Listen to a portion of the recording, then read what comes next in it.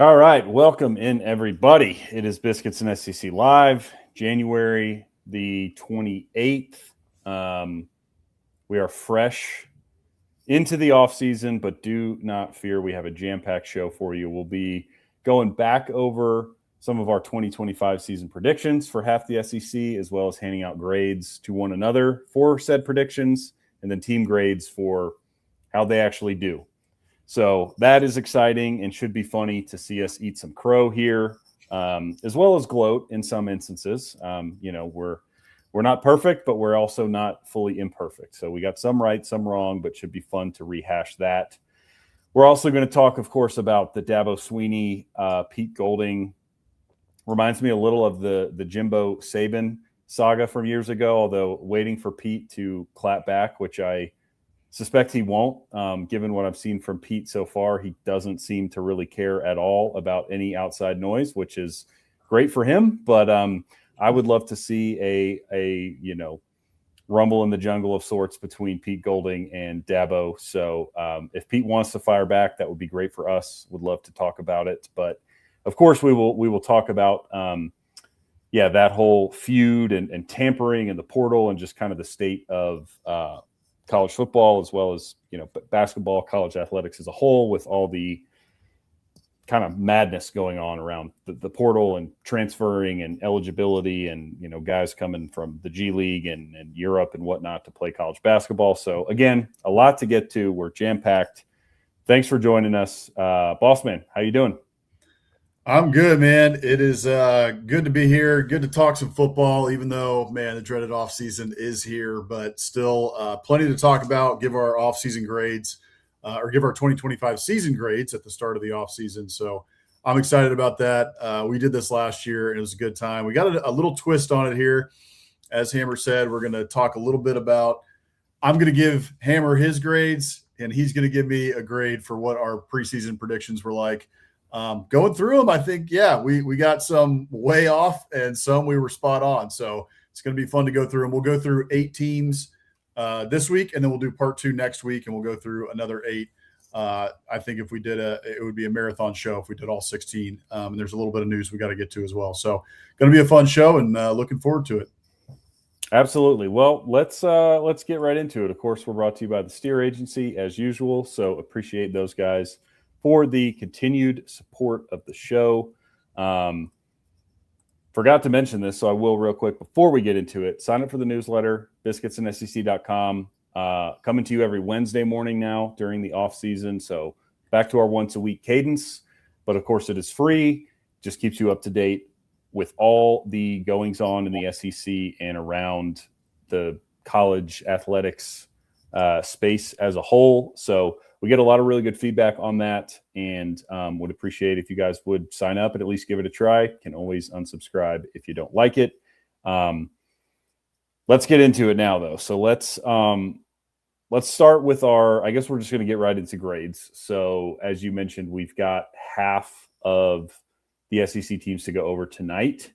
And first up on the docket, sorry if our friend Mike Huseman is joining, but it is South Carolina. So without further ado, the 2025 season grades for South Carolina, who finished 4-8. I don't remember what they were ranked preseason, but I think they were pretty, at least after a couple games, they were somewhere around the 12, 13, 15 range. So had high hopes, high expectations with Lenore Sellers and Nick Harbor and some of the guys they had coming back, but kind of stumbled through the entire season, finishing 4-8. So as a team, Biscuits and SEC is giving them a D- based on, again, I think the preseason expectations that they had, and not even to make a bowl, not even get close to making a bowl. Pretty dang disappointing. Just looking back to give you an idea, their preseason win total over and under was 7.5. So they missed that by a mile. So yeah, I don't think there's any way to sugarcoat it. A bad season in Columbia for Shane Beamer and the Gamecocks. So we gave him a D-. Probably could have gone with an F based on expectations, but also, it's South Carolina, so not to be rude, but 4-8 seasons aren't that uncommon there. So we shied away from an F, and I do still like Shane Beamer. I'm glad, that he didn't get fired or anything like that. I think he's a good coach. So we'll see what he can do next year. But a D- for the 2025 team there. So I guess, yeah. So now I'm assigning you a grade, and you are assigning me a grade. So my grade for you, gosh, I'm all over the place. My grade for you was a C, because you had predicted South Carolina to go 7-5. So you hit on the over and under, going under at 7. So I got to give you some credit there. And although you missed it by 3, I think, to give you a little grace early in the season, despite your 7-5 prediction, that was kind of going against the grain. There was a lot of people that were much higher, and I know you had a spat online with some Gamecocks fans on X, the Everything app, where you were saying if there's a team that is poised to disappoint based on expectations, it's South Carolina. And you were right about that, although you were a little off on how bad it would go. You were pumping the brakes preseason. So I'll give you a C there for, recognizing that maybe they were a little overhyped, but obviously still, coming up a little short in terms of the overall win-loss that they ended with. Yeah, I think it's really hard to get an A+, and it's really hard to get an F, right? There are teams that are going to get Fs, but you got to be pretty dadgum bad, right? Like historically Vanderbilt bad, or recent Arkansas bad, or like stuff like that. So just to put that out there, that's kind of why they get a D-. Man, it was close to an F, but get a D- because you at least get 4 wins on the board. Probably their best win of the season against Virginia Tech, which was game 2 of the season. Worst loss, I would say, was Clemson, 28-14. You lose at home to Clemson, probably one of the worst Clemson teams that we have seen in, maybe 15 years, 20 years. It's been a really long time since Clemson was as bad as they were this year. It's 7-5 was my pick, and you're right. Yeah, I did have that. I went back and forth a little bit. It was Ghost, who covers Texas football. So if you go check out Ghost on Twitter, I replied to his tweet in the preseason. He asked, based on expectations, who do you think might be someone who underperforms expectations going into the season? And I said South Carolina. And I just said, I'm not sold on this offensive line. I'm not sold on what Shane Beamer has done. And he's got the main folks back, right? Like, okay, Nick Harbor has to take a big step. We talked about that in the preseason. You had Lenora Sellers back. But I wasn't sure if they could replace Rocket Sanders. And then the offensive line has been a problem. I was also worried about Kennard. You lose Kennard. You had the double-headed monster with Dylan Stewart and Kennard last 2 years ago. And a lot of that came to fruition. So, pat me on the back for being right on that one. But yeah, I didn't think it was going to go as bad as it did. I still thought this was going to be a 7-5, 6-6 type of team, at least stay at 500, maybe one game over. And that was not the case at all. This team was very bad. So I gave you a D on this one because you had them at 8-4. And so, 4 games off, man, that's rough.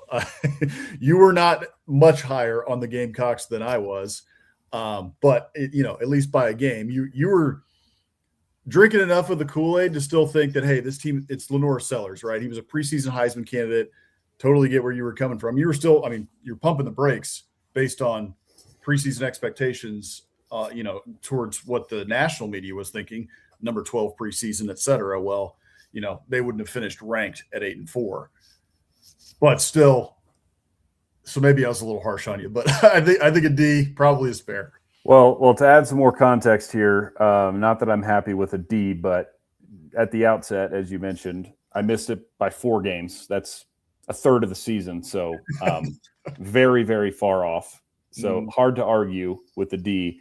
I also, to throw myself under the bus, I have to go back and look. I'm 99% sure I had Lenora Sellers as my SEC Offensive Player of the Year. So my thought process, if I recall, was South Carolina is going to struggle more than people think, but they're going to win, enough games on his back, on his arm, that they'll have no choice but to, give him the SEC Offensive Player of the Year. And that didn't even come close. I don't put it all on him, but he did not have a good year, and that offense was putrid. And Mike Shula is no longer the offensive coordinator as a result. So I was quite far off on my South Carolina prediction. So I'm begrudgingly accepting a D there, because I'm not sure how you could get much better, I guess. All right, well, let's go to the next one. I'll let you start us out. We'll go to Oklahoma. You can talk through this one. All right. So the Sooners this year overperformed expectations for sure, based on, what were they, 6-6 2 years ago? Yeah. So 6-6 2 years ago, Brent Venables on the hot seat going into this season, and they get John Mateer, they get Arbuckle at offensive coordinator, they rejuvenate, through the transfer portal. And there's a lot of hype going into the 2025 season. A lot of hype, but still people kind of saying prove it, right? Like they weren't they were pretty highly ranked still, but at the same time, I feel like most of the college football public was hesitant on them, and that was reflected as well in you and I's win totals for them. You went with them 7-5. In the preseason, and I said I went 8-4. So we were kind of pumping the brakes a little bit too. I just wasn't sold yet on John Mateer, right? Like, I don't know about John Mateer. I'm not so sure with Arbuckle.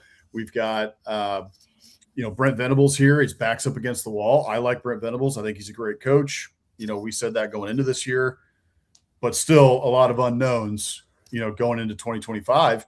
And what do? They go 10-2, make the college football playoff, and 100% earned an A for the season they had. Now, Oklahoma Sooners fans probably would maybe give it a B or a B plus, because at Oklahoma you play for national titles, right? And I know it's been a long time since they won one, but they won a ton of Big 12 titles before they came to the SEC.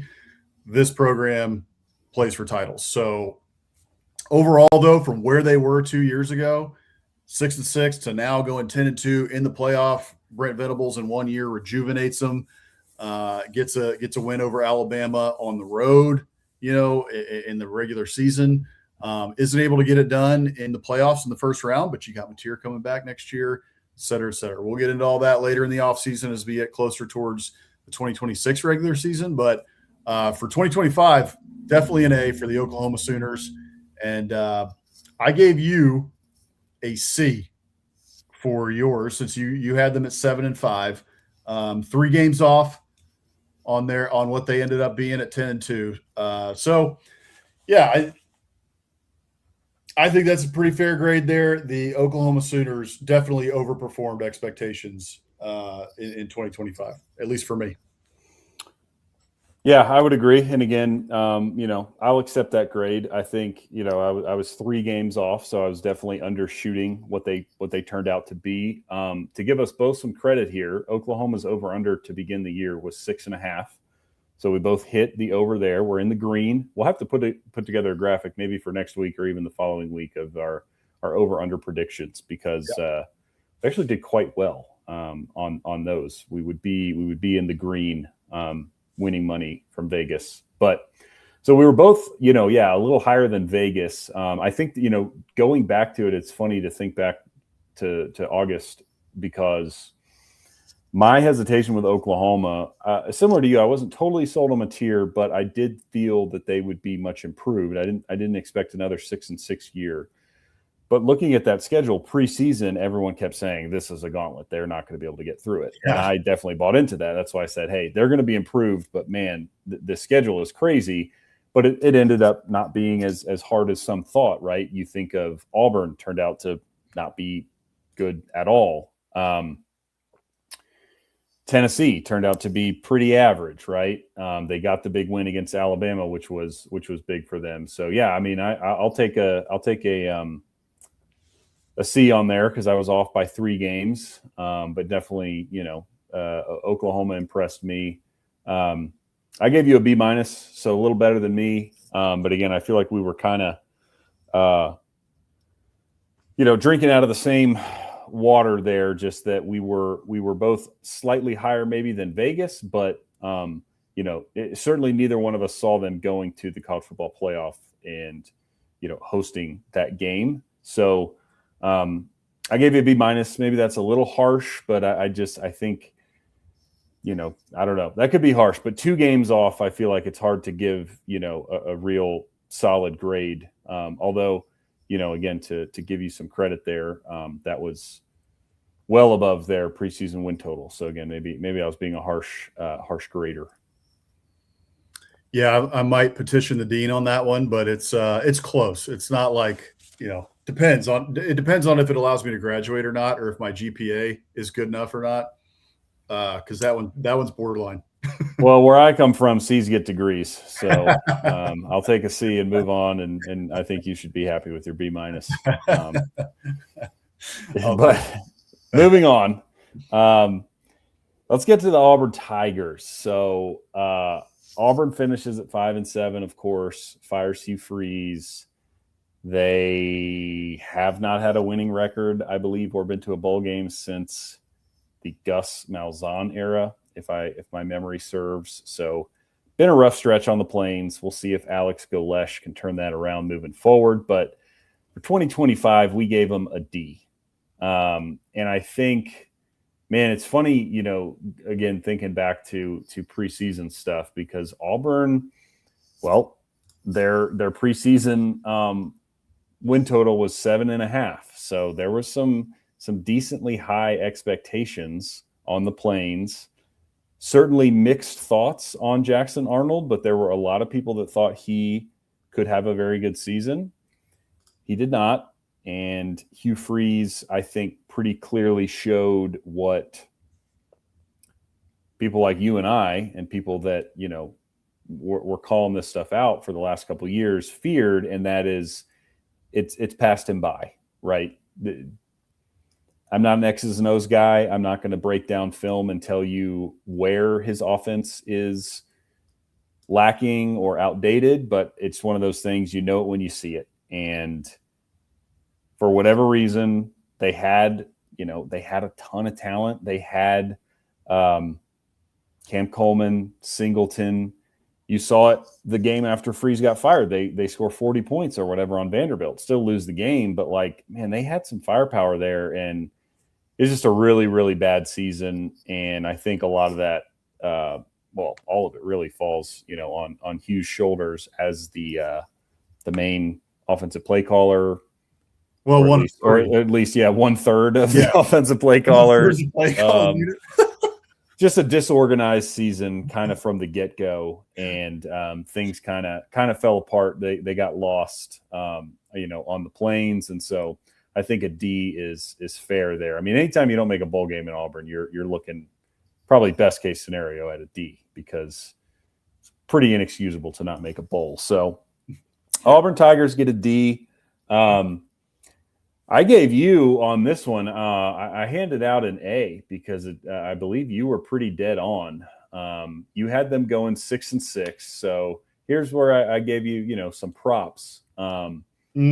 And again, to give us credit here, we both were correct on the over/under win total. Neither one of us had them winning 8 games, so we would have cashed in on the under 7.5. But again, I think coming into the season, when I think back to it, I'm giving you an A here because 6-6, even though that wasn't exactly correct, was pretty low on what a lot of people were thinking Auburn would be. It was pretty well,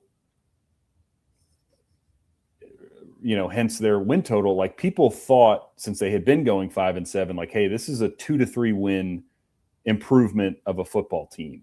And you were like, Yeah, no. Like, I think they'll get to a bowl, but that's about it. And, ultimately they didn't. But I'm giving you an A because I think you were kind of spot on that Auburn's just not going to be very good this year, and they weren't. Yeah, I just wasn't buying it. Like show me, right? Okay, you've got more talent. Cam Coleman in year 2, like Hugh's been building to this year. He's been building to this year, and it was like, okay, but then, and I remember saying this, like I was not totally done with Jackson Arnold, right? Like I don't think Jackson Arnold. I think Jackson Arnold may still have some in the tank, right? Like he was ranked a 5-star for a reason. We talked to Stephen Willis, right? Our friend from Locked On Ole Miss, and he had said he was one of the best quarterbacks he'd ever seen at one of the Under Armour All American game or the Army one, whichever one he was at. He's like, the kid was unbelievable. So I didn't think that Jackson Arnold would be like the downfall here, but I just didn't believe in Hugh Freeze at all. It's like, look, they got all this talent, but like I've seen it for 2 years. And the guy who keeps making the boneheaded moves at quarterback with Peyton Thorne, didn't go get somebody after year 1 of Peyton Thorne. And like the offenses looked anemic, and he's supposed to be an offensive guy. We see flashes of it every now and again, like I guess 2 years ago when they played Arkansas and blew them out like 48-10 or whatever. Like, okay, there's something there, but like every other game we see, it's like, where is the offense? Yeah. So I just wasn't sold on it. And so, going into the year, it was like, okay, well, show me. Until you show me, like I'm picking you to go 6-6. And I thought they'd make a bowl. And, to give both of us credit here, though, at least a little bit, I gave you a C+. You picked them to go 7-5. That one was probably a little harsh. I probably could have given you a B there for this reason, because me picking them at 6-6, you picking them at 7-5, and what they did go 5-7. I feel like even at 7-5 where you picked him, or 6-6 where I picked him, Hugh Freeze is probably still getting fired. So true. I think we were pretty, on with that. I didn't, we didn't think it would go as bad as it did. But yeah, I probably was a little harsh on you on your C+ grade, but the Kentucky loss was just totally inexcusable. I mean, obviously, yeah. Freeze gets fired after the Kentucky loss, but like scoring 7, that was it, right? It's like you score 7 points. Was it 7 or was it 3? 3, I think. 10-3. 3. Yeah. Like you scored 3 points. You didn't even score a touchdown. Like at home against Kentucky, who's terrible. They're not good. They're very bad. This is one of the worst years Kentucky's had in the entire tenure of Mark Stoops. And you score 3 points at home. You can't even score a touchdown. And you're the offensive guy, right? Like you're not a defensive head coach. You're an offensive head coach. And you're scoring 3 points at home. Like it was really bad on the Plains this year. And he whiffed. I mean, the big thing, right? We talked about it during the season and late in the season when it was obvious. You whiffed on a quarterback 3 times. Yeah. And you know what? Even still, I'll say, I'm still not sure that Jackson Arnold is like the worst quarterback ever, right? Everybody's dogging on this kid and everything. I don't think that he got very good coaching at Auburn. Like you watch the tape, all this stuff, like the breakdowns on YouTube and all this, and Aaron Murray breaking it down and Max Brown breaking down and some of these others, and it's like whoever, like this offense was just completely discombobulated, disjointed. The coaching wasn't very good. So poor kid, he made a bad choice in coming to Auburn. But at the end of the day, he didn't get the job done. Hugh Freeze is out. And 2025 season grade for Auburn. Not good. Yeah, not good at all. I think we'll do a bit of a verbal meme here, but to close this out for Auburn, back in October, I don't remember what game this was after, but we put up a tweet with a GIF of Tobias Funke from Arrested Development in the shower, sobbing with, throwing the shower head, just sobbing uncontrollably. And we tweeted DJ Durkin putting up great defenses every year, but having to deal with Jimbo Fisher and then Hugh Freeze in their trash offenses. And like you said, I think that kind of sums it up because the Auburn defense was pretty good for the most part. They had some bad games, but by and large, the issue was the offense. And if Auburn could have scored a little bit more in every, a couple of these games, they probably would have, gone 6-6, 7-5, 8-4, but they did not. So Auburn gets a D. Continuing through the just kind of slew of bad teams, the only one that overperformed so far is Oklahoma. We're going to now go to Fayetteville, who also fired a coach, and I will let you detail fairly self-explanatory why they have an F. Yeah, it was pretty pitiful. Pittman pitiful. That's what it was. Poor Sam Pittman. I love Sam Pittman. We've talked a lot about him. He was a Muschamp Coach of the Week, and we sent him off in style during or after week 4 or week 5, whatever it was, after they got absolutely curb stomped by Notre Dame. But yeah, the Hogs came into the season with a little bit higher expectations, not super high expectations. They had an absolutely massive amount of turnover in the transfer portal, which was the second straight year that had happened at Arkansas. However, you had Taylor Green coming back, and you had some talent that you felt like you might be able to do something with, right? Like, I felt like going into this year that the ceiling for them was 8 wins, and that was going to be tough to get to. It's going to be a stretch, but I felt like there was something there where they could potentially get there. And then the floor was what happened. And they hit the floor, and they, early in the season, they weren't looking that bad. I mean, they actually felt like they had some momentum and were looking fairly good. And then they get the win taken out of their sails against Memphis when you have that big lead against Memphis, and then you have a fumble at the end of the game, and then you can't stop the quarterback on 3rd and 11 or 3rd and 9, whatever it was. To get the win or to get a punt to them and go back down and try to score. I mean, I think that completely – first of all, it was an encapsulation of the Pittman era. And it was like in one game, just, mismanagement, clock problems, fumbles, turnovers, like you name it, missed tackles, like all of it in one game. Came to fruition in the Memphis game, and then it did it again, came to fruition, and the whole thing imploded against Notre Dame. And you're watching, and Sam Pittman knows he's getting fired at halftime, right? It's like it's over. So yeah, it was an unfortunate year for the Hogs, just a real tough one. But you go 2-10, no SEC wins, yeah, that's going to get you an F every time. So I gave you a C- here. You picked Arkansas to go 5-7, and I picked them to go 6-6. Gave you a C- here. I felt like, that one maybe isn't harsh enough. I don't know, but you were 4 games off here, but I don't think I gave you a little bit of grace here because I don't think anybody thought Arkansas was going to be 2-10 this season. Sam Pittman in his first year went 4-8 with Arkansas, and I just didn't think that he was going to go worse than that. And he didn't even get a chance to because he gets fired, after week 4 or whatever. So anyway, I didn't see it imploding as bad as it did, and you didn't either. But I give you a C- here for picking them 5-7. Yeah, again, I think similar maybe to the the Oklahoma one, like I had the right kind of sentiment, the right feel. It just, in Oklahoma's case, went much better than I thought, and in Arkansas's went much worse. So Arkansas's preseason win total was 5.5. So I did hit the under there. But again, I was 3 games off. I definitely didn't see them with Taylor Green, Bobby Petrino.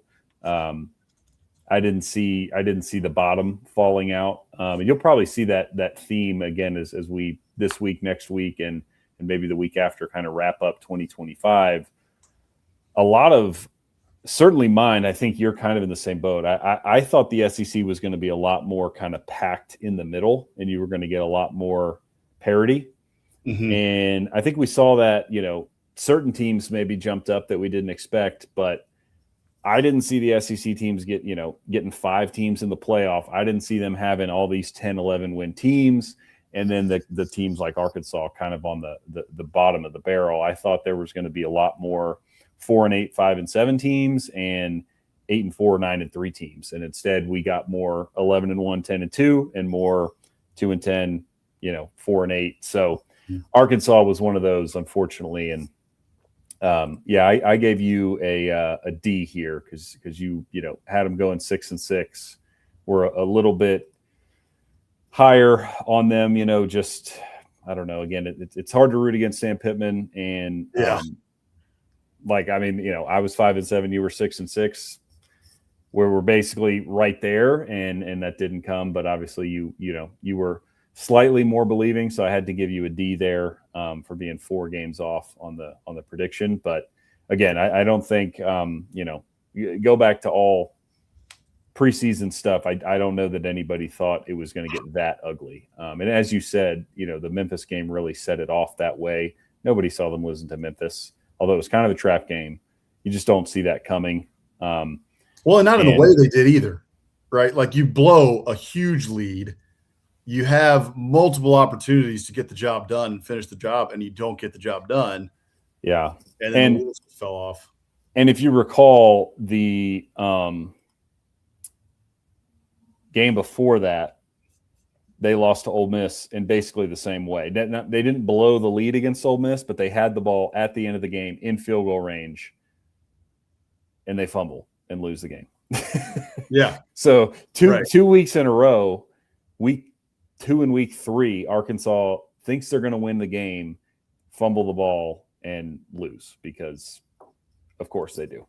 Yeah, that's the truth. Our friend Mike Huseman has joined the chat. He said, notice how we didn't talk about the Arkansas D at all. The Biscuits guest pickers could have ran for 100 yards on them. That is the truth. If you were going to pick one of our guest pickers to run against it, I would have picked Stingray.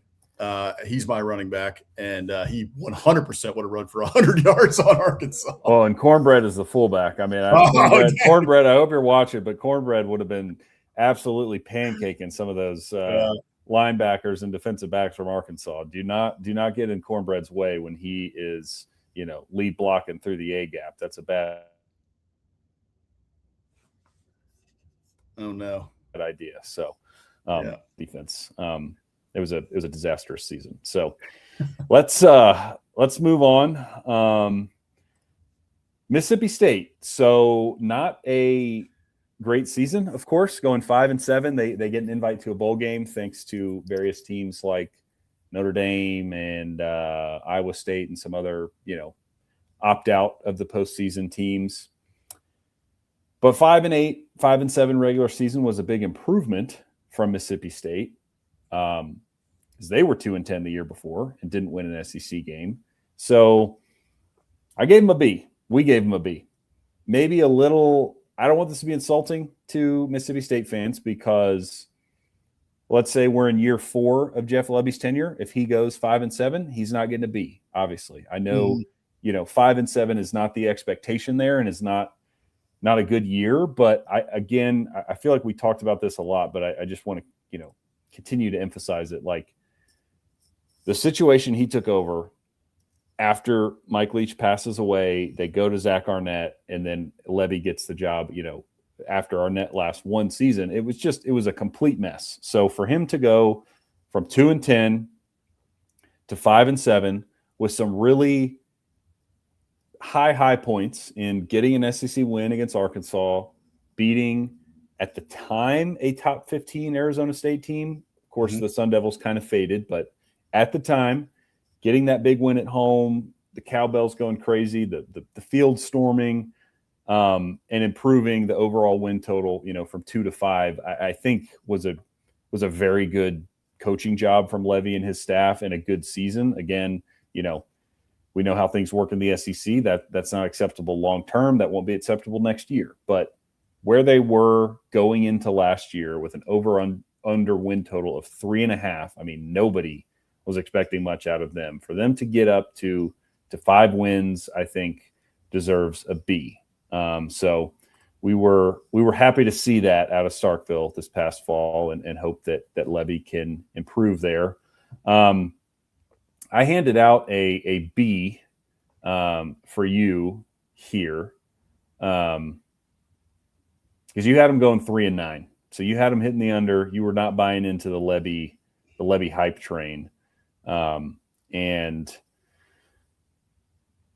again, I mean, maybe that's even lenient to give you a B. That's lenient, man.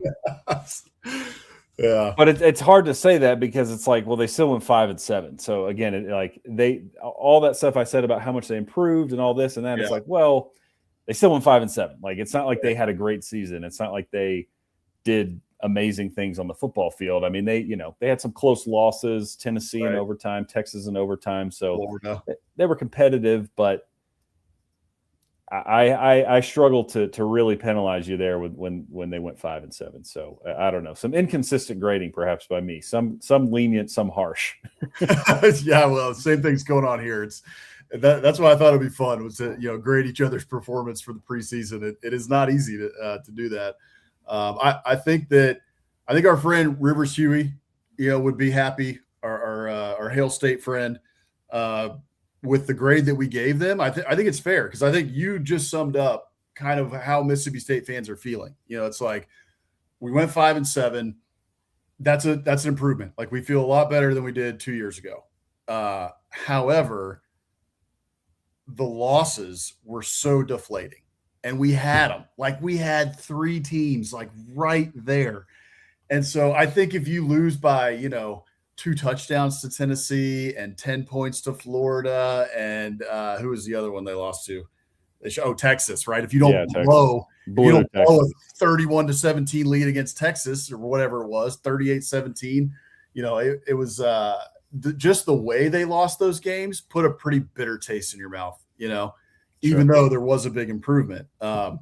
So we had them, I think, originally at a B+, and I was close to giving them an A. I was kind of like, do we give them an A?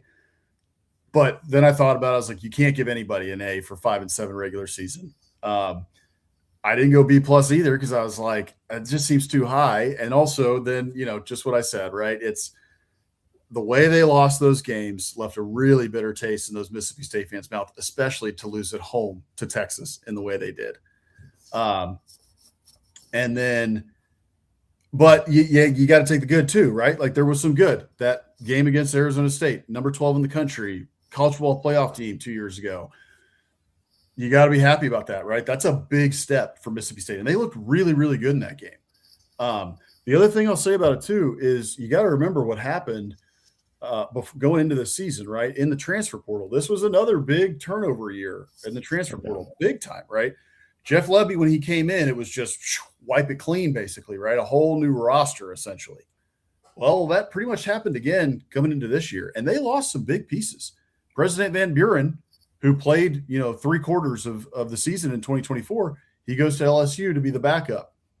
You also have Mario Craver, who goes to Texas A&M, and this year balls out, one of the best receivers in the SEC. So you lost some big pieces from that team that you had when you first came in. And then you bring in a bunch of new guys. You do a very good job, frankly, in the transfer portal, and you see a 3-win improvement to get to 5-7. So there were a lot of good things you can take from this season. Also, in the way they lost, you just really, kind of like, knife to the chest for Mississippi State fans. So it's a mixed bag, and so I think the best top end we could give them is a B, because, like you said, that's not the expectations either. And the expectations will rise now again next year because of this improvement. So I think a B is totally fair. And I gave you what did I give you? I gave you an A, because you picked them to go 4-8. And so they were 5-8, right, with the bowl game, but 5-7, you were one off. And you were not that high on them, but you were higher on them than me. I was poo-pooing. I'm like, God, 3-9. The roster overhaul was too much for me. Yeah. Well, I'll have to go back and check the tape, because I do remember. I don't remember if I actually picked them in the moment, but I do remember preseason pointing out that Arizona State game and saying, I'm just saying, It's week Mm-hmm. 2. Mississippi State's going to be 1-0. It's going to be in Starkville. No Early Scatterbo. season, wild things can happen. Mm-hmm. Yeah, no Scatterbo. So, again, I don't remember if I had the stones to actually pick it in the moment, but I do remember preseason saying just watch out for that game. So, yeah, I think I'll take an A there. I think, again, I wish I had gotten it right at 5-7, but I do think coming into the year I was a little higher on, the Bulldogs, and obviously, cashed in my over and under there with them going over 3.5. So I'll take that. Let's keep rolling along here. We'll go next to the other Columbia. And actually, real quick, I do just want to call this out because this is a great comment from our friend Mike. Back when we were talking about the running backs and the fullbacks, Mike's throwing out little boss man. He wants to hand the rock to little boss man and let him run for 100 on Arkansas's defense. So, that guy would go for 200. He's a big Ravens fan, by the way. So big Derrick Henry acolyte. He watches YouTube videos of Derrick Henry all the time. Guaranteed 200 on that Arkansas defense from little boss man. Good call out, Mike. That is a good call out from the guest picker vault. Yeah. So. Yeah, let's get to Mizzou. We got 3 more left, so we'll kind of get through these before we get to the next part of our show. Gave them a B. I don't know. Maybe that's a little lenient. I mean, they had won 10 games 2 years in a row. Check me on this, Mizzou fans. I think the 10 games, they won 10 games 2 years ago. The year prior, I think they won 9 regular season, but then won 10 in the bowl, but still had 2 back-to-back very good years with Brady Cook and Drink and kind of that crew, Luther Burden. But I don't know, man. Again, maybe this is lenient. I think if you go 8-4, especially with, the losses that they had, I just mentioned Brady Cook, Luther Burden, that's a pretty good year at Mizzou, in my opinion. I know, again, it's the SEC. Expectations are high. You win 10 games a couple of years in a row. People want that to continue. But I thought Drink did a good job. The games that they lost, yet again, for the most part, were close. They lost a close one to Alabama at home. They lost a close one to Vandy on the road. They took care of South Carolina. So – I think overall like a B. Again, 8-4. That's hard for me to give a worse grade than a B to Mizzou. To give you again some context here, Mizzou's preseason over under was 7.5. So they cashed in. They got the over. So again, I think a good season there. I know Mizzou fans 8-4 is not what you're looking for, but frankly, I think a coach can stay at Mizzou a long time if 8-4 is kind of the average year. So we'll give them a B, fairly average season in Columbia. I gave you a plus on this because you hit it on the money. 8-4. You were a little higher on them than me preseason. And I mean, if you guess it right on the money, that's pretty self-explanatory. So A+ for you. Yeah, I give us a little bit of credit. You were a little bit lower than on Missouri than me, so you were expecting a little bit more of a regression, which is why I gave you an A- since you picked him at 7-5.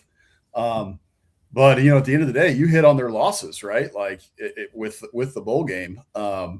So we were spot on with Missouri here, and the part of the reason I think is because well, first of all, just to touch on this quickly. We gave him a B overall with the full Biscuits rating for the 2025 season. I think part of that too is because Missouri's expectation is higher, right? So now we're judging them on Missouri's expectations. And yeah, there was a lot of things that, were a little bit different this year, and you lose Brady Cook, Luther Burden. Yes, Brady Cook. You lose Brady Cook. You lose Luther Burden. You lose Theo Weiss, right? Yeah. They lost a lot from that team. However, even still, it's kind of like this thing, and we've been saying this a lot too. We said this a lot preseason. Trust Drink, right? Hey, at the end of the day, trust Drink. He's gotten you to 10 wins 2 years in a row. So but even with the whole trust drink thing, like that was what we were worried about coming into this year was, all right, you got to replace Brady Cook, right? Who, he's kind of okay, and people aren't, too super excited about him, but he just wins games, and he's been a great quarterback for Missouri, and he was for 2 years. So Brady Cook is gone. You got, we mentioned all those Theo Weiss, right? Luther Burden, all these people were gone. So I was just worried about reloading on that front. And you get Bo Pribula, but he was a totally unknown, commodity, right? It's like, okay, he looks like he's talented, but I don't know, who knows? And he got hurt a little bit too. He missed 3 or 4 games. I don't remember exactly how much. So, yeah, so that could have played a factor too, right? So I think we nailed it right on the regression. And there was not a lot of people, I don't think, that were picking him around that, right? I mean, I have to go back and look. But I think most people were on the trust drink, right? Like, okay, like they're going to be 9-3. They're going to be, maybe competing for a college football playoff spot at 10-2 or whatever. People were high on Pribula. Well, they just paid $1 million to get Pribula, right? He's got to be good. And so we were a little bit lower on him. I think this is probably the one. There's a couple others that we did pretty daggone good on, but if you're talking about ones that we hit the bullseye on, we hit the bullseye on Missouri. Yeah, we did. Well, another one we hit the bullseye on, I'll let you intro this, and you can, I think I put this grade together, so if you disagree, let me know. I really waffled on this one. Maybe Rick will have to help us in the chat, but Alabama. Greenbow, Alabama. What a good movie. Yeah, so we gave – this is kind of wild. Again, Missouri, we give them a B, right, for going 8-5. Alabama gets a B+ for going 11-4, making the college football playoff and making the SEC title game, right? So that if that looks a little crazy, well, you have to think about what are the expectations at that school, right? The expectations at Alabama are national titles. And the way that they lost some of these games, the way that team looked, there was a lot of kind of grit in your teeth in Tuscaloosa this season. And, it didn't work out exactly as Tide fans would expect. So even at 11-4, making an SEC title game, making the college football playoff, you get a B+ overall from the Biscuits team. I think that's pretty fair. You're on the edge of an A, but you don't get an A at Alabama for making the second round of the playoff. You probably get an A if you make the college football playoff national title game, win or lose. But that's it. The expectations are high for a team that had 2 of the best coaches of all time, coaching for them in history. So anyway, but we pretty much nailed this one. Like you said, 10-2, I think. I'm trying to remember here. We've got the graphic here. So this was our pick for the SEC title game preseason. This was the graphic we had preseason. We picked Alabama and Georgia. I picked Georgia to win it, and you picked Alabama to win it. So we were dead on the money that Alabama was going to be in this game and make the college football playoff, right? I think this was got our playoff graphic here somewhere. Here it is. This was our SEC playoff teams that you and I picked preseason going into it. I had Alabama in there, 10-2, nailed it. Had Georgia in there. I had LSU in there. Did not nail it. But you also had Bama in there. You had Georgia in there, and then you had A&M in there. And like you said at the start of the show, we didn't think there was going to be 4 or 5 teams get in from the SEC. Well, that's exactly what happened. But to take it back to Alabama, we both picked them to be in the college football playoff and the SEC title game. So overall, a good season. I gave you an A for this one because you picked them at 10-2, picked them as the SEC champ, and so you were right on the money on it. Preseason picking them 10-2, bam, bullseye. Yeah, like you said, 10-2, and I struggled with what grade to give them because there's a lot of positives. They made the playoff, they won a playoff game, made it back to Atlanta, but then some negatives in there with just the way they lost to Indiana, the way they lost to Georgia, losing to FSU, kind of a black eye because they didn't turn out good. So ups and downs, but again, zoom out, big picture. You go 10-2 regular season, go to Atlanta, win a playoff game. Like, that's a pretty darn good season. even by Alabama standards. Certainly not an A. The expectation is titles, but pretty darn good overall. And, Kalen DeBoer, the end of the season was rough, but seemingly steadied the ship, right? There was a stretch in there late September through October where people kind of thought like, all right, we got our guy, we're beating Tennessee, we're beating Georgia. Like this is the Alabama that, we expect. And like I said, it didn't quite last the full season, but, solid season. And again, credit to us for both kind of nailing it. We both picked them 10-2. Over under was 9.5. So we got there correctly. And both had them, going to Atlanta. I had them winning. You had Georgia winning, so you nailed that one. But I think that's a good one. We can pat ourselves on the back for having a good read on Alabama. I got to run real quick. There's an emergency going on in my kitchen with a mouse, so I'm gonna let you take over the Ole Miss. I'll be back shortly, but I've got to go attend to this mouse that is screaming in my kitchen. So, all right. Thank you all. He'll be right back. Okay. So whatever he's got going on, that is going to be an all-time blooper on Biscuits and SEC Live history when we go back through when this sucker's all said and done, which hopefully is many, many years from now.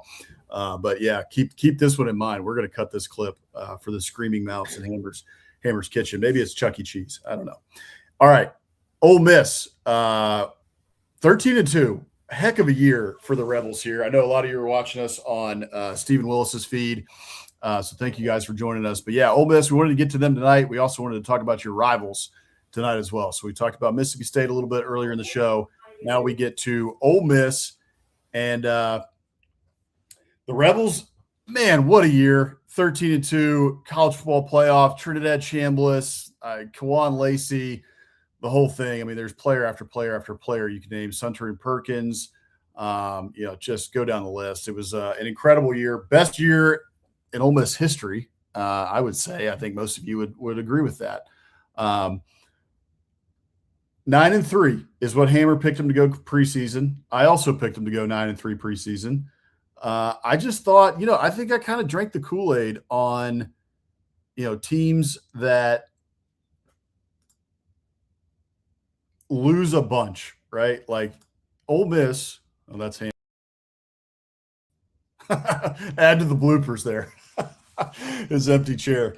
So Ole Miss lost a good amount, right? You lose Jackson Dart. You lose a bunch of the guys off of that defensive line. You lose Walter Nolan. Last year's team was supposed to be the team that did what this year's team did. And so you have all those guys who go to the NFL or leave through the transfer portal or what have you. And so you got to reload. And you knew that Kiffin was the portal king. And sorry to mention persona non grata now, but he was your coach at the start of the year. And going into this year, he's the one who built this team, right? And he did a good job again through the portal of getting, guys like Trinidad Chambliss, right? Like he wasn't expected to be the starter going into this year. It was supposed to be Austin Simmons. But at the end of the day, he's the one who identified him, and you get Trinidad Chambliss, and Trinidad Chambliss goes off and goes on a tear through this whole season. And you end up 13-2 in the college football playoff and on the cusp of going to a national championship. And if the ball bounces your way, or if you get a pass interference call at the end of the game, you may be in the national title game, and you probably would have gotten past Miami. So it was an incredible year for Ole Miss football. Loved watching this team play. But yeah, going, preseason coming into this year, you're thinking that this team is very talented. They still have a ton to play for, the lot out in front of them. They're going to be very good, but are they going to be good enough to get to the playoff? Are they going to be good enough to get to the quarterfinal, to the semifinal? Or are they a team that's, 9-3 and it's kind of like a bridge year for Kiffin, right? Like, okay, this team's really good, got a lot of talent, but then it's going to be the next year, right? Like look towards 2026. That's going to be the year that they really put it together. And turns out it was this year. And Trinidad Chambliss, took you guys on a ride. And it was an awesome season to watch. It was a lot of fun. So, all right, I think we got Hammer back here. I'm gonna add him here. Oh, you got to unmute yourself now. I am back. Yes. We got the mouse. You saved him. Yeah. We saved him. We saved him. Yeah. Yeah. Sorry. Well, we couldn't hear him. So we're glad that you saved him. Peter will not have to be called tonight. And I was just talking about how Ole Miss, what an incredible season they had, right? We're talking about the Rebs, and going into this season, folks thought they were going to kind of take a step back, right? And you and I did, barely, right? Like, in last 2024, they were 9-3 as well, right? Missed the playoffs because of that, because they have that late loss against Florida. This season, I'm thinking they're about the same. We didn't think that they were going to take a step back to an 8-4 or anything like that. Lane Kiffin just wins games, right? At the end of the day, he's proven that he wins 9 or more. And so you and I both put them at 9-3, and we kind of thought they would stand pat because of everything that they lost, right? So I went through Jackson Dart. They lose Walter Nolan. They lose a bunch of the talent that, last year's team was supposed to do what this year's team did. Correct. And so we kind of thought that they would stand pat there at 9-3. So, for Ole Miss, I'm trying to remember here. What was it on our graphic here? Yeah, A+. Yeah, you get an A+. I mean, this is the best season in Ole Miss history, right? Again, as we talked about, for the expectations at a school, right, Missouri, for this year, the expectations now at that school are to be better than 8-4, 8-5.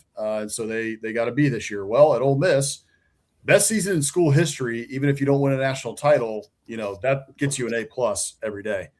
And so I think it's an A, especially too, right, when you consider everything that they went through at the end of this season.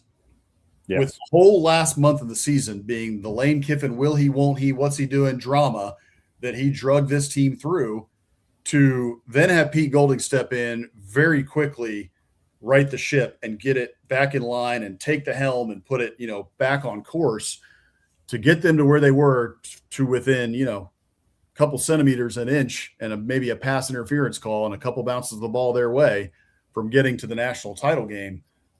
This was just an awesome season for the Rebs. I was rooting for you guys. I was hoping that you guys would get to the national title game and have a shot at Indiana, but just didn't go that way. Yeah, no, I totally agree. I mean, I don't know how it cannot be an A+.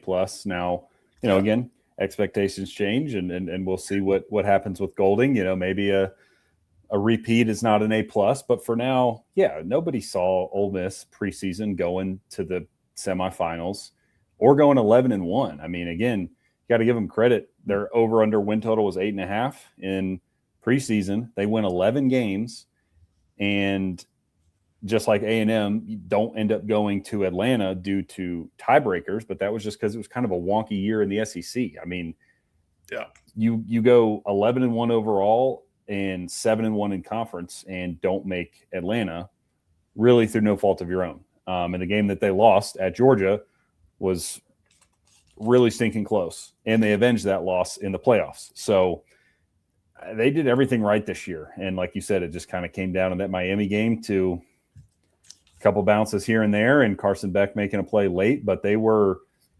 inches, seconds, whatever you want to say, away from getting to the title game. So that's a heck of a season in anybody's book, but especially for Ole Miss when you look back historically at where that program has been. So that's all for our grades. So again, we will do the remaining 8 SEC teams next week. A little bit of extra football for you this week. I know we want to kind of just get to the madness of the Dabo Swinney going after Pete Golding, Darian Mensah to Miami. There's a few things we want to touch on, and then we'll close out with our Muschamp Coach of the Week and Biscuit of the Week. So the Dabo thing, again, we're already hitting on an hour, so we'll try to keep this fairly brief here. But obviously, we have to mention this. I mean, this was crazy. First of all, to just listen to that press conference and hear a coach go after another coach in that way, but also, for me, I know we probably got a lot of Ole Miss fans watching. I think this was much needed, and I hope the NCAA. I actually saw something from Stuart Mandel that this is considered a level 2 violation, so most likely like a coach suspension or something. Which speeding ticket. Mm-hmm. Yeah, which, look, I'm not here to be the judge on this. I don't know what the right penalty is, but I do think, and hopefully Ole Miss fans, y'all will agree, it's just high time that this got policed. And Dabo finally called out somebody by name, brought receipts, and said it with his chest. We'll see if he actually has the receipts that the NCAA can use, because I believe there's some confusion there as to whether he actually has the text messages or just has, what he was told was on the text messages, in which case I don't really know that you have a case, and maybe the NCAA won't be able to do anything. But tampering is terrible. Ole Miss fans, your entire roster was tampered with by Lane Kiffin. I don't blame Pete Golding for acting the way he acted, because given the situation, I would probably do the same. You're tasked to do a job. There's millions of dollars on the line. Everybody's doing it to you. You just play the game. I would like to say I'd be better than that, but I probably wouldn't be in that situation. So I don't fault Golding for what he was doing. But again, we need some enforcement and policing here, and I think it would be better for everybody involved if something came of this, because you just should not be able to do that, right? A kid is signed, enrolled in classes on campus. You shouldn't be able to do that. And unfortunately, right now you can, and there's no enforcement, but nobody's been willing to call somebody out like Dabo just did in front of everybody with, again, supposed receipts, and at least calling him out by name with a timeline. So I applaud Dabo for doing this, and I do hope something comes of it, because I think if that's the case, then maybe we will see more of this. And again, to put myself in Golding's shoes, if he were to get punished for this, I hope that he would then turn around and lay the evidence out he has against Lane Kiffin, because I guarantee you there's plenty of it. Yeah, for sure. I see this from both sides a little bit, right? I mean, one thing, right? We just talked about the expectations, right? We said, okay, this season for Ole Miss was an A+. Well, what if they do this again next year? Is that an A+ season? No, because the expectations have been raised, right? It's probably an A season. Maybe it's an A- season, right? But it's still going to be a good season. But like each year you do this stuff, right? And now the expectation level at Ole Miss, not just from this season, but from the fact that Lane Kiffin, up until this season, right at the end of the year, won 9 or 10 games a season consistently at Ole Miss, right? Yep. That's the expectation level. So Golding comes in here, and he is supposed to maintain or improve on that expectation level. And everybody knows too, right? Like everybody was talking about during the Lane Kiffin stuff, Keith Carter's a gangster. Keith Carter's the man. Keith Carter's a great AD. I fully agree with that. He's a great AD. The Grove Collective does a great job. The Grove Collective puts plenty of NIL resources behind Ole Miss. So the expectation levels are 9, 10 wins, college football playoffs, right? And everyone around me, including the guy who was at my school and left to go to LSU, is trying to poach everybody on my roster, right? Yeah. And so everybody except for Dabo Swinney, pretty much. Right, which is the problem in this case. Exactly. The one guy you can't – the one guy who doesn't have a skeleton in his closet is the guy you messed with, and he's not afraid. Right. He's not afraid. Exactly. So you might have messed with the wrong guy in this situation, but at the end of the day, too, all these programs have compliance departments, so they know. I know what this is, right? Oh no! If Dabo does this, right? Like, what's the opportunity cost here? I get a linebacker who could get me, again to the college football playoffs, who could keep me at these heights or get me over the hump after I lost my top linebacker, TJ Daughtery, to LSU by the guy who is tampering on my roster. Correct. Like, I'm trying to maintain this level of success or get better. And this kid could help me get there. And if I mess with this bear, Dabo, with no skeletons in my closet, what is the cost if he does do what he just did, right? Or if he goes to the NCAA? I get suspended for 2 games. Worth it. Sign. Where do I sign? Right? Like, who cares? Yeah. So I don't blame Pete Golding for it, and everybody else is doing it. So this is not at all a shot at Ole Miss. But I do think Dabo was in the right here. Like, it's time for somebody to step up and say, enough is enough, right? This is ridiculous. And so, to some degree, it does feel like the old man yelling at the clouds, and that the game has passed him by, right? Like, for better or for worse, this is the situation that you find yourself in. And this is how everyone is dealing with it. Everyone knows that everyone is doing this. And it's the old, the meme or that episode of The Office where they're all in the break room and they're sitting there, and then they all pull up the guns and they point them at each other. We're doing this, put them down. Everybody looks at each other, and then you do it again and you put them up, right? Nobody's going to say a word. Nobody's going to pull the trigger on this stuff because everyone is doing it except for Dabo Swinney. Yeah. So maybe that's why Clemson isn't doing as well as they should be. That maybe that's why they don't dabble in the portal as much, because Dabo just doesn't like this stuff. But this is not college football, even from from 2019, from 2018, before we had the portal and NIL and all this stuff. This is a completely different ballgame. And everyone's playing this game except for him. So there's a lot of different factors here. We need a lot more enforcement.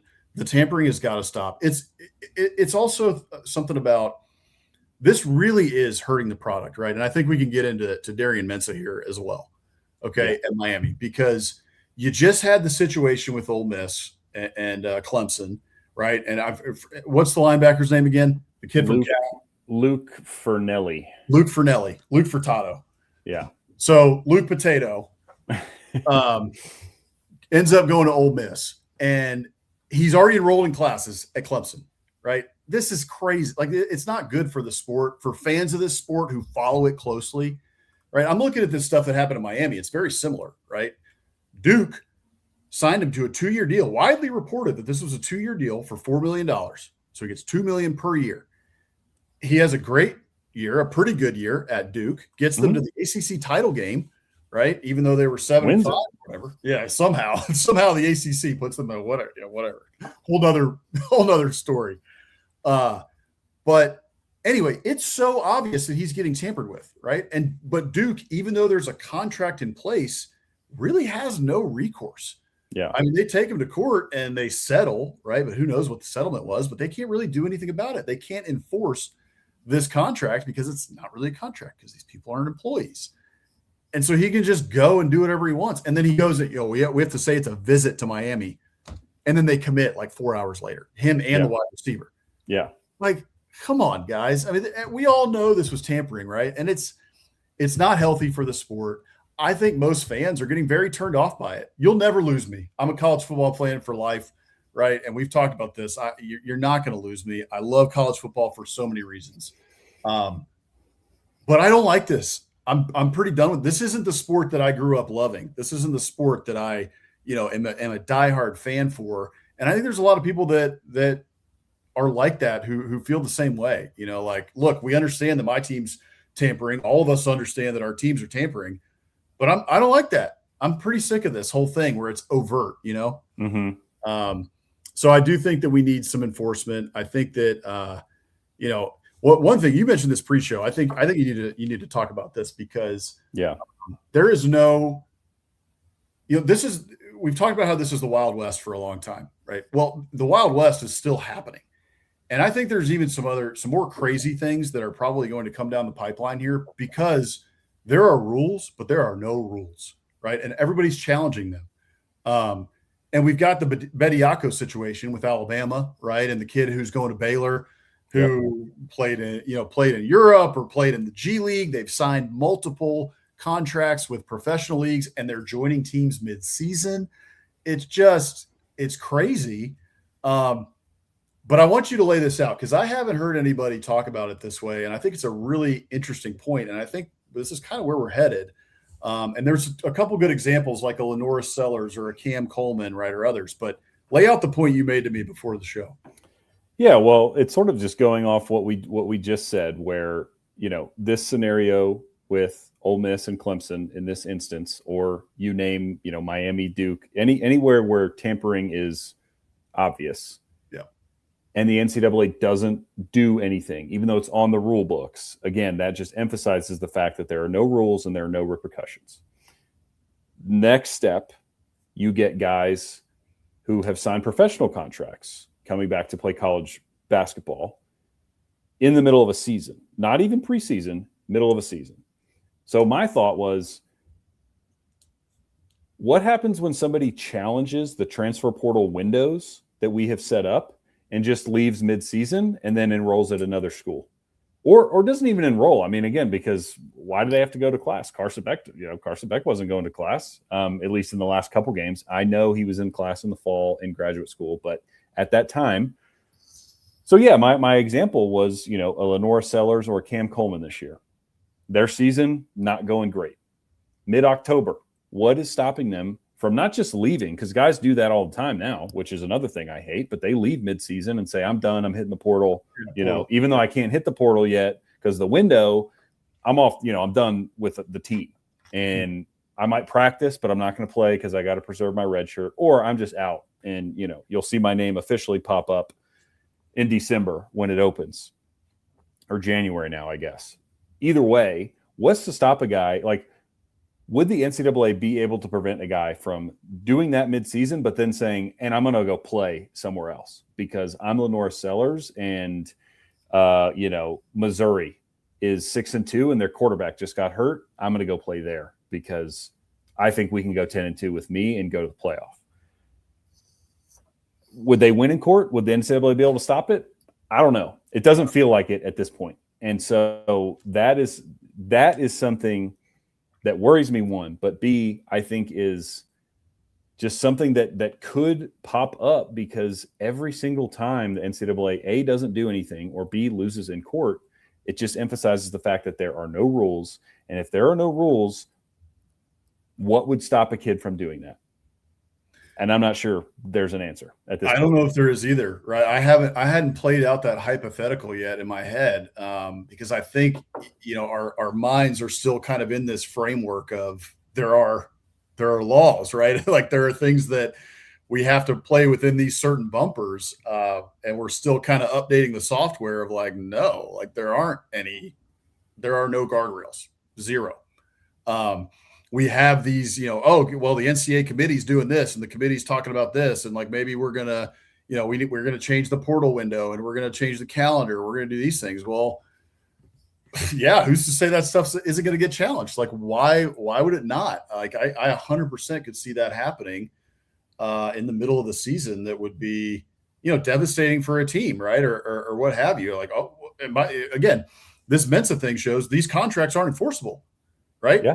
So if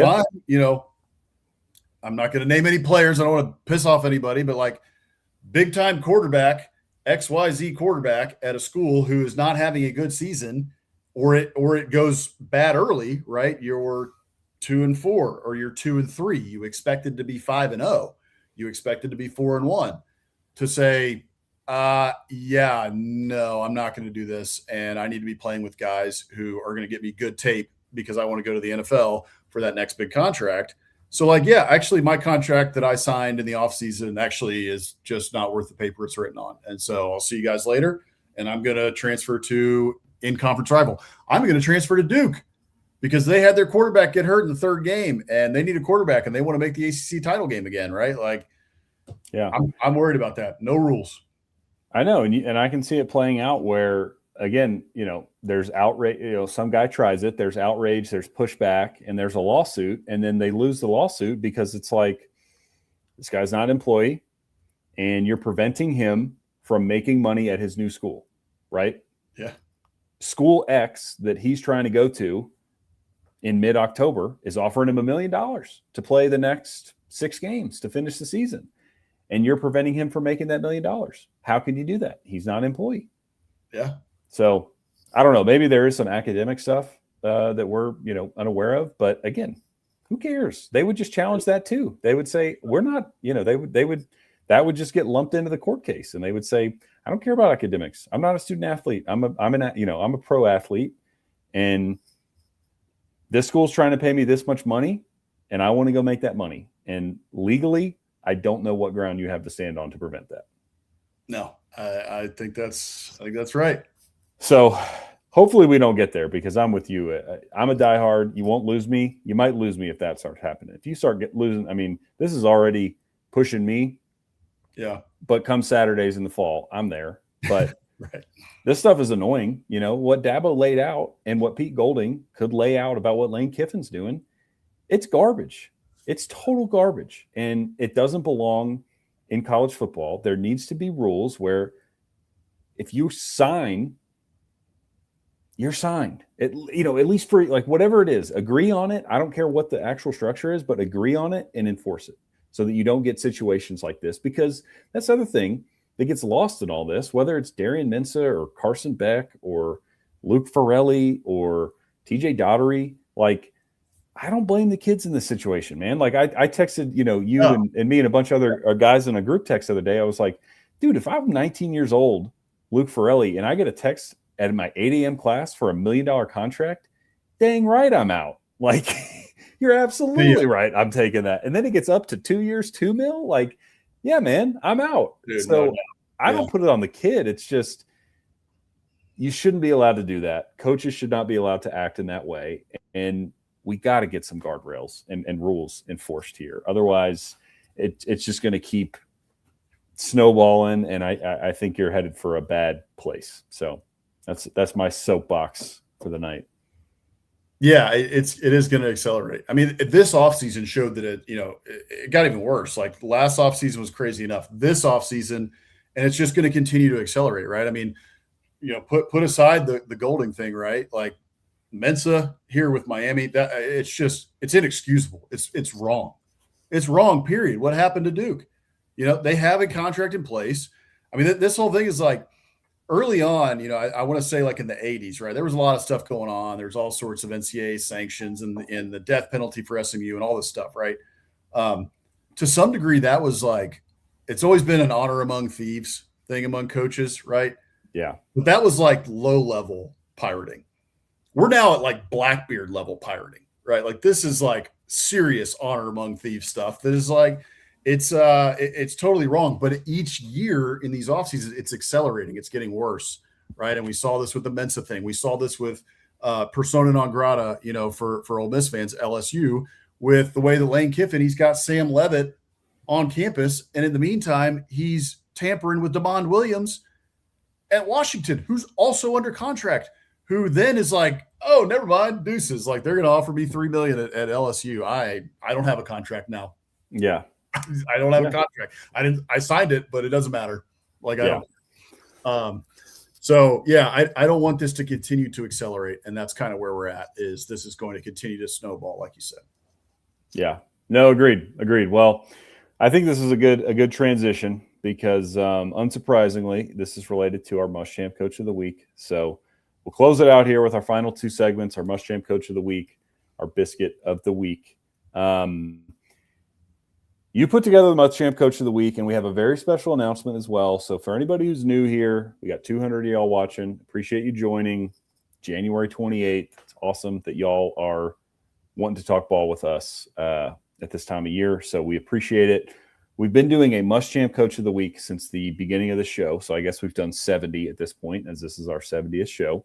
And it is an homage and honor to Coach Muschamp for the passion and the fire that he shows as a coach.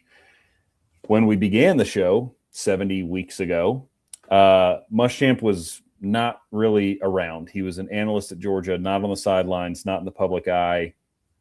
And we missed him on the sideline. So we implemented this again to honor him.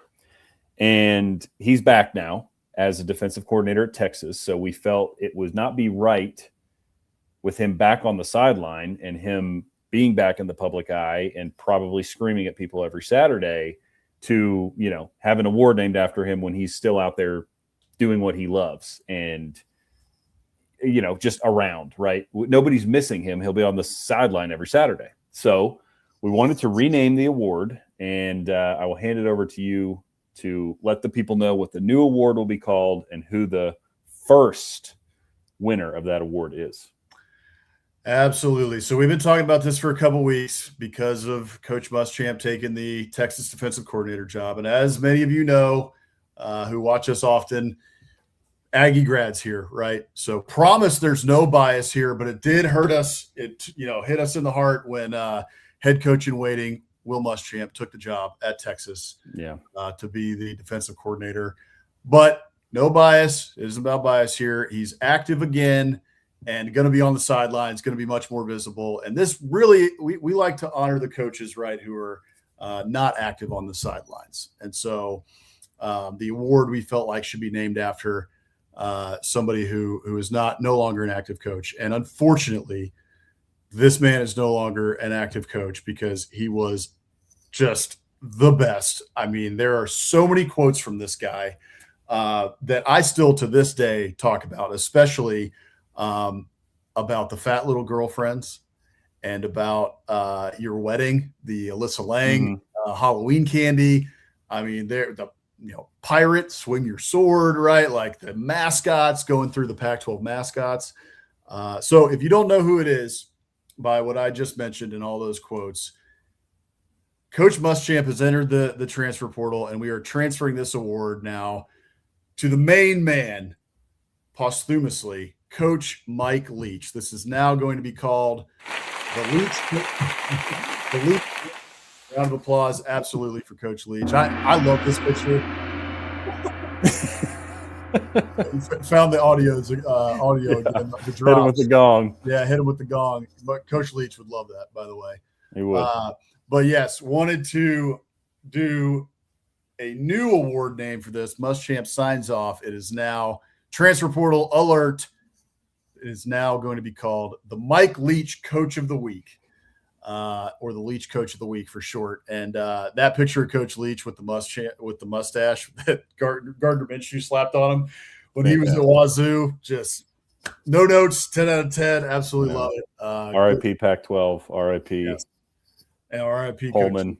R.I.P. Coach Leach. Yeah. So we absolutely love Coach Leach here. We have for many years. In fact, if you go back in the annals of the annals, I don't know. Annals. The annals. Go back in the annals. Nice. Go back in the annals of SEC Live. Not the other thing, the annals. Yeah. I'm going to get a lot of hell for that one. Go back in the annals of Biscuits and SEC. Go to biscuitsandsec.com, or you can search it, Mike Leach, biscuitsandsec.com. And former writer for us, our good friend, the Waco Kid, he wrote a great tribute to Coach Leach after he passed away. And one of the first articles that we ever wrote on biscuitsandsec.com was on Coach Leach. So he has been around for a long time for us. We have a lot of respect for him. Absolutely love him. So for the first Leach Coach of the Week, we gave it this week. There was really only one person we could give it to. I felt like we've already talked about him, but there was two runners up here, and we're starting to get into basketball season here. Coach McMillan, Bucky McMillan for A&M, had a pretty funny quote here. I almost gave this one to him for this one, but he said that A&M plays mother-in-law defense this week, which means they play defense that is constantly nagging and harassing, which is a pretty good quote. So that is a Mike Leach coach, if I've ever heard Mike Leach type of quote, if I've ever heard it. So this close to giving Bucky McMillan the main one. But then also Sean Miller, he was our other runner-up. He said that Texas has a virus called fouling. We will foul the shit out of you. So he said in his press conference. So another one, very Mike Leach-like. Those two were runner-up this week. But Mike Leach, also known for a tirade here and there. If you've ever watched his speech after the A&M game when he was in the locker room, known for a tirade and known to get very animated at times. Well, this guy this week, our first Leach Coach of the Week award winner, got pretty animated. So here it is. To be honest with you, this is crazy. To me, this situation is like having an affair on your honeymoon. That's basically what we're dealing with. And I know for a fact that this is happening at other places. Because you know why? Because I've had a bunch of coaches over the last week that have reached out to me. And they're going, well, let me tell you what's happened to me. Let me tell you what I know. Let me tell you my story. I've had a lot of people reach out with their stories. And so I want to challenge all of those coaches that have reached out to me. I want to challenge all of them. You need to step up and call it out. Otherwise, don't complain. You either step up and you be an example to young coaches in this profession and be people of integrity, or just shut your mouth and don't complain again. That's what I would say to all the coaches out there. Because I know this has happened, and we're never going to get this under control until we start having some consequences. We're just not. It's just that simple. All right. So all you coaches out there, stop talking to your fat little girlfriends. Stop talking to your fat little, your fat little cousin over here. Get out of the shed and say something about what has been going on with tampering. Okay. So that is Dabo Swinney. We talked all about it on this show. We thought he was correct in this instance. We understand what Pete Golding's doing, but it's time to get some enforcement here. And I think Mike Leach would be on his side. I think so. And that was the best part of the whole rant. The specifics of the Ole Miss Clemson fiasco aside, that's the best part, because Dabo had just finished calling Pete Golding out, and he goes, quit complaining to me. Quit complaining. Yeah. If you want to make change, puff your chest out, be a man, and call people out, or don't complain. And he's spot on. Again, yeah, agree or disagree with that. Like, I don't want to hear another coach whine about tampering unless they're going to call somebody out by name and turn them into the NCAA, because it's not going to stop unless you do something about it. And like he said, be an example. Be an example. And great quote at the start. Very Mike Leach-like quote. This is like getting cheated on in your honeymoon, right. Like this is an affair on your honeymoon. So, right. Anyway, congratulations to Dabo Swinney on winning the inaugural Mike Leach Coach of the Week award. We will be sure to get him the certificate in the mail and the trophy in the mail here within the next 5 years. Indeed. Well, let's finish it off with the biscuit of the week. We also do this every week. We love biscuits here at Biscuits and SEC. We love Southern culture, Southern food. So we highlight a biscuit every week. If you would like to be featured, shoot us a DM on social media, drop us an email, contact@biscuitsandsec.com, and we would love to feature you. This week came from none other than our brother, Chuck Biscuit, who, leading up to the Snowmageddon that was bearing down on him in Western Virginia, in Crozet, Virginia, he went over to a local haunt that we all enjoy, the Brownsville Market, as you can see, an Exxon gas station there. That is your classic Southern gas station that serves a ton of food all day long. It's under the hot light all day. You can go pick up your breakfast biscuits here like he did with the sausage, egg, and cheese, bacon, egg, and cheese combo. They serve fried chicken. They serve chicken sandwiches, burgers, you name it, fries, onion rings. Walk in there, grab you a lunch, grab you a breakfast. It's great, great stuff. And I highly recommend it if you find yourself in Western Virginia, the Brownsville Market.